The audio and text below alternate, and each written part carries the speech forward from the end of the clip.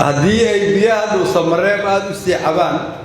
naxariistooda soo badanaysa sida caawa halkan ka muuqata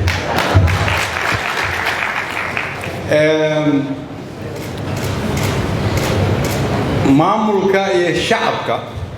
dowladda Soomaaliyeed ama maamulka iyo shacabka dowlad goboleed ka mid ah dhulka Soomaaliyeed marka ay midoobaan iskuna tashadaan kana fikiraan inay isu tanaasulaan waxay muujinaysaa in si degdeg ah horumar lagu gaari karo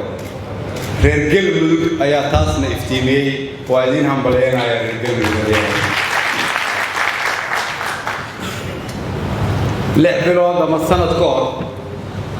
dad badani kuma fikiri karin in Galmudug ay marti geli doonto shir noocan ama inta ay isku iman doonto maadaama aan lagu fikiri karin waqtigaas waxayna tusaaleynaysaa inaan gaari karno meel maanta aanan ku fikiri karin haddii ay ummadda Soomaaliyeed isu timaado shirkii halkan ka socday maalmihii la soo dhaafay waxaan rabaa inaan u xaqiijiyo ummadda Soomaaliyeed inuu ahaa shir ku salaysan isdhegaysi isu tanaasul kulligeenan ka doodaynay danta dadka Soomaaliyeed marna shirkani ma aanay ka soo muuqan wax dhib ah inkastoo dadku ay walwalsanaayeen wixii ka soo baxayna waxaad ku aragteen warmutiyeedka iyadoo bilow laysuguna soo laaban doono dhuusamareeb si loo dhammaystiro xaaladda dalku maanta uu ku sugan yahay ayaa qof walba waajib uga dhigaysa inaan gacmaha isqabsano wada shaqayno ka saarna marxaladda dalkan uu ku jiro si taariikhdu ay noogu xusto inaan nahay kuwii dalka u horseeday midnimo iyo barwaaqo waa bilow waxa halkan isugu keenay waa bilow shirkani laakiin